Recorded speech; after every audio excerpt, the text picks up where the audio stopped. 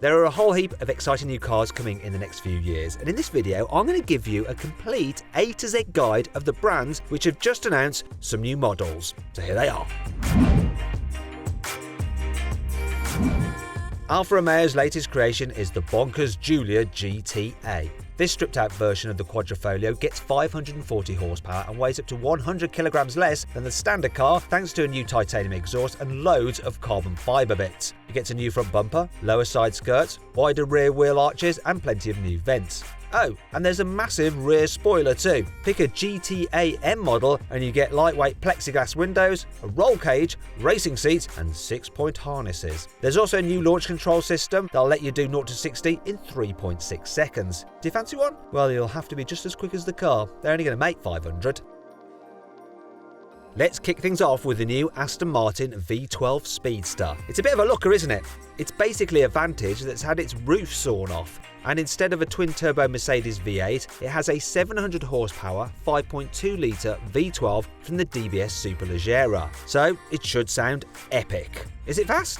Well, it'll do 0 to 60 in 3.5 seconds and will blast your toupe into the middle of next week when it tops out at 186 miles an hour. Good thing it comes with 2 helmets behind the headrest then.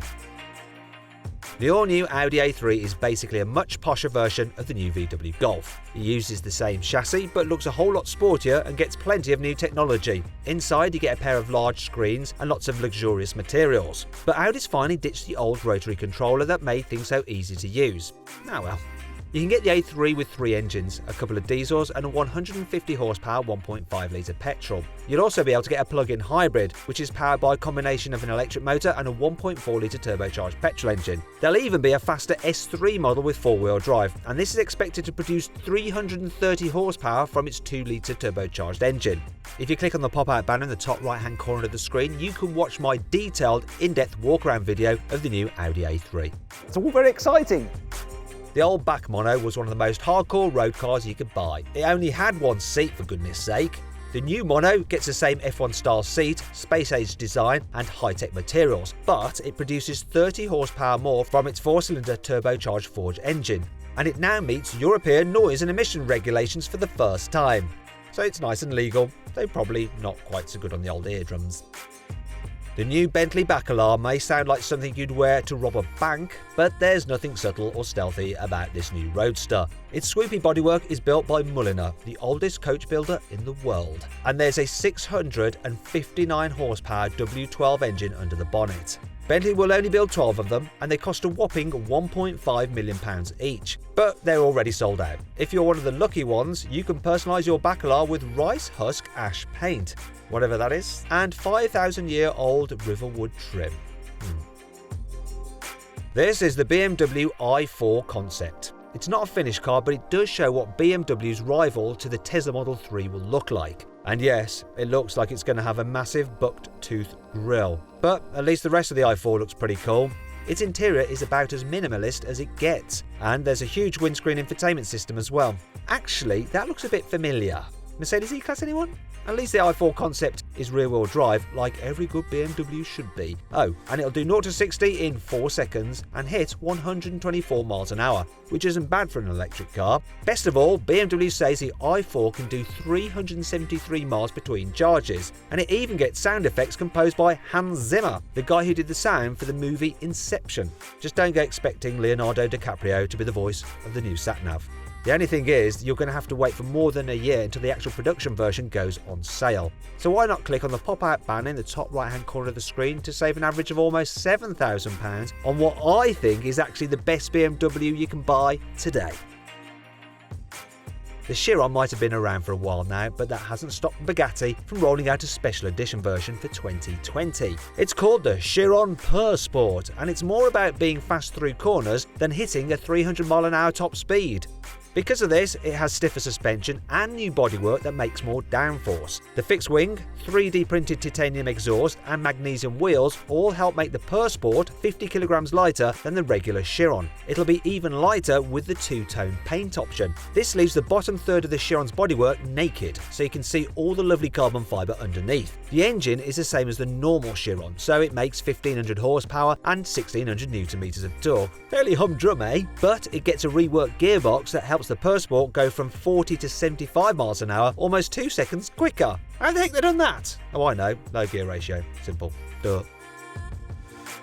Cupra is Seat's spin-off performance brand, and the Formentor is its first standalone model. It's a bit like a jacked-up SUV version of the Leon, so it looks much sportier than the Cupra Ateca. You can get it with a 310 horsepower petrol engine and four-wheel drive, or you can get a 245 horsepower plug-in hybrid version with an electric motor and a 1.4 litre turbocharged petrol engine. Every Formentor comes with an automatic gearbox and snazzy interior with a 12-inch touchscreen and a digital driver's display as standard. First deliveries will begin late in 2020. Cupra recently revealed the new high-performance Leon 2. This sporty Spanish hot hatch shares plenty of its bits with the new VW Golf GTI. It looks more exciting though, and you get lots of copper-coloured bits and a big tattoo-style Cupra badge. Oh yeah! You can even choose from a range of engines. There's a 245 horsepower petrol, a 245 horsepower plug-in hybrid, and a 300 horsepower petrol, plus a 310 horsepower petrol in the range-topping four-wheel drive estate models. Beware though, every version of the Leon comes with an automatic gearbox. There is no manual option. Still, they do get a sporty-looking interior with a pair of large digital screens as standard. Dacia has revealed this new spring electric concept, and it shows us what to expect when Dacia launches its first electric car sometime in the next 2 years. Now, it won't give the engineers over at Tesla any sleepless nights, but it will be the cheapest new electric car on sale. And really, that's all that I have to say about that. Honda has just updated its dinky Jazz city car, and it's all about being easy to get into, easy to drive, and easy to live with. It's especially cheap to run if you go for the hybrid, as Honda claims this will manage 62 miles per gallon. The Jazz is on sale now and it starts from £20,000. Hyundai has rolled out a new concept car called the Prophecy. It's a slinky electric saloon that's as aerodynamic as possible thanks to an adaptive rear spoiler and clever alloy wheels that will work like propellers to pull air close to the car's sides, thereby reducing drag. It also comes with backwards opening rear doors and a super minimalist interior. There's one big screen up front and you don't even get a steering wheel. Instead, you have two joysticks either side of the driver's seat. Not sure that'll catch on. Anyway, you won't have a chance to try it out because the Prophecy won't go into production. It's just a concept car for us to look at and go, that's stupid. Koenigsegg knows a thing or two about building mega fast supercars, but now it's having a crack at making a super quick GT. The Gemera is a low-slung four-seater with upwards hinging doors and exhaust pipes that stick out through the roof. These don't lead to a massive fire-breathing V8 like they do on other Koenigsegg's though. Instead, the Gemera has a 2-litre 3-cylinder petrol engine. However, this is supplemented by 3 electric motors and combined, you have 1,700 horsepower. In fact, the 3-cylinder engine alone shouldn't be laughed at because it produces 600 of the horsepower, and boy is the Gemera quick. It can go from 0 to 60 in 1.9 seconds. You can even run it on petrol or ethanol if you want to be a bit kinder to the environment. It's your choice. If you fancy a Swedish supercar but you don't need 4 seats, there's also the Koenigsegg Jesko Absolut. Yes, it sounds like a type of vodka, but it's actually a 1,600 horsepower twin-turbo V8 hypercar designed to smash the top speed record for production cars. Bugatti currently holds the record with its 305 mph Chiron, but Koenigsegg reckons the Gemera will do more than 310 miles an hour. You can even remove the Jesko Absolut's roof and keep it under the bonnet, although top speed takes a bit of a hit when you do. Koenigsegg hasn't confirmed how much the Jesko Absolut costs, but they have said it'll be the last car they build that's all about top speed. So grab it while you can then. McLaren has made a few special edition long-tail versions of its cars before, and the latest model to get stretched is the new 765LT. It's based on the 720S, but it comes with a bunch of new vents, loads of carbon fibre upgrades, and 4 huge titanium exhausts poking out from underneath the massive rear wing. It has the same twin-turbo 4-litre V8 engine as the 720S, but it makes 765 horsepower in this car, and thanks to some polycarbonate windows, lots of carbon fibre, and some seats borrowed from the McLaren Senna, the new car weighs 80 kilograms less than the standard 720S on which it's based. All this means it will do 0 to 60 in about 2.7 seconds. However, due to the long tail's extra aerodynamics for improved downforce and handling, the top speed is now only 205 miles an hour instead of the standard car's 211. Oh dear. The Mercedes E-Class Saloon and Estate have had a few tweaks for 2020. Now they come with revised styling and plenty of new technology. You get different headlights, new grilles, and some fancy new steering wheels to choose from. Also, the new car gets Mercedes' very latest version of its MBUX infotainment system. Meanwhile, the car also gets some all-new mild hybrid engines, while E53 models come with a new optional AMG Dynamic Plus pack that gives you the same drift mode as the full-fat E63 AMG. Now, if you want more information on this car, click on the pop-out banner in the top right-hand corner of the screen for my detailed video on this new Mercedes E-Class. The latest AMG A45 has shown to be a real blast to drive. Come on! But now, there's a GLA 45 to get your pulse racing as well. This uses the same 421 horsepower turbocharged 2-litre petrol engine as the hot hatch version, but stuffed into a taller SUV body for even more, or maybe less, street cred. Depends on your viewpoint.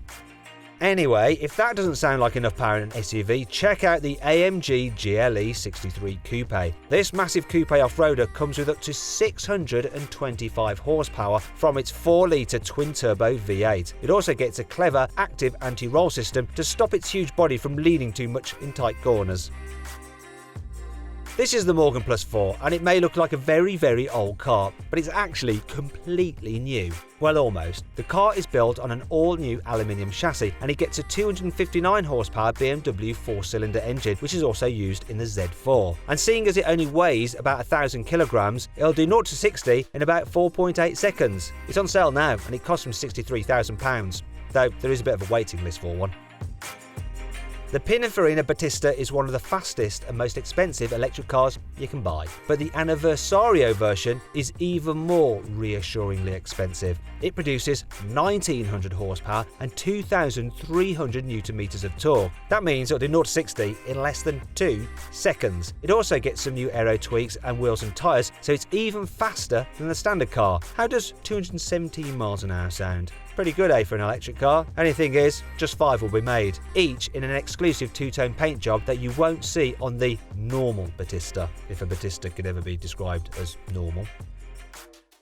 Renault loves to wheel out a futuristic concept car, and this year they built something called the Morphos. I think that's how it's said. It's supposed to show us what electric cars in 2025 will look like, and there might be some truth to that because it uses Renault's new electric vehicle platform. Instead of choosing a trim level, you choose a city or travel model. These are pretty much identical, except the travel version is 40 centimeters longer and has a much bigger battery. They both get sliding rear seats, a swiveling passenger seat, and a retractable steering wheel that doubles as an infotainment screen. Polestar has revealed a new 4-door coupe rival for the Porsche Taycan. It's called the Precept, and it shows what future road cars from the Swedish brand will look like. An integrated spoiler in the bonnet and cameras instead of wing mirrors make it as aerodynamic as possible. And it uses plant-based composite for some body panels that are lighter than plastic and produce less waste. Inside, you get a couple of large screens and Polestar's signature gold seat belts, just like in the S60 Polestar. Polestar hasn't confirmed how fast the Precept is or how far it can go between charges. However, it has said that it comes with the kind of high-tech sensors reserved for the most advanced autonomous driving systems. I'm not sure what that'll mean. Maybe the car can just drive itself. The new Porsche 911 992 is a pretty quick car, but this new range-topping 911 Turbo S promises to be an absolute monster. Let's start with the looks though. It's wider, lower and angrier than the standard 911 thanks to new bumpers, lots of new intakes, wider haunches and 4 massive exhaust pipes. The 3-litre turbocharged flat-six engine now makes 650 horsepower and it drives all 4 wheels through an 8-speed PDK dual-clutch automatic gearbox. As a result, it can do 0 to 60 in 2.7 seconds and will go on to a top speed of 205 miles an hour. The suspension is lower and firmer than the standard 911 as well to improve the handling, and you get an adjustable rear wing to help keep the Turbo S glued to the tarmac at high speed. As for the price, well, you're looking at more than £150,000. Now, if you click on the pop-out banner in the top right-hand corner of the screen, you can watch our drag race between a Porsche 911 Carrera 4S against an Audi R8, an AMG GT 4-door, and a BMW M8. If you don't want a German or Spanish hot hatch, how about a Czech one? Well, Skoda's revealed its new Octavia VRS. This new model ditches the old car's petrol engine, and now it gets a 1.4 litre petrol engine plus an electric motor, which means it's only available as a plug-in hybrid. In fact, it's the same system you get in the new Cupra Lounge. So, surprise, surprise, it makes exactly the same 245 horsepower as that car. Now this gets fed to the front wheels only through a 6-speed automatic gearbox. As a result, it can do 0 to 60 in 7.3 seconds and hit 140 miles an hour. So it's not exactly the quickest hot hatch out there. However, if you want the hot hatch with the most pedigree, then check out the new Volkswagen Golf GTI. Obviously it looks very much like the standard Golf, but it does get some extra red trim, cool fog lights and new alloy wheels, plus bigger exhaust. Inside you get some GTI signature tartan seats and some new graphics for the 2 digital screens. Underneath the bonnet is a 2-litre turbocharged engine with 245 horsepower, which is good for 0 to 60 in around 6 seconds. There's also a 200 horsepower GTD diesel version that's a bit slower but cheaper to run, and then there's the GTE hybrid, which uses the same 1.4 litre petrol engine combined with an electric motor to produce 245 horsepower that you get in the Skoda Octavia VRS. If you want a bigger performance VW, then how about this, the Touareg R. So this gets a 3-litre V6 turbo mated to an electric motor to produce a combined 462 horsepower and 700 Newton meters of torque. It'll do 0 to 60 in under 6 seconds. Not bad for such a big old beast. Please subscribe to this channel for more videos, and if you click on the deals box to the right, you can see how much you can save on a new car at CarWow. Or click on the video windows below to watch another of my videos.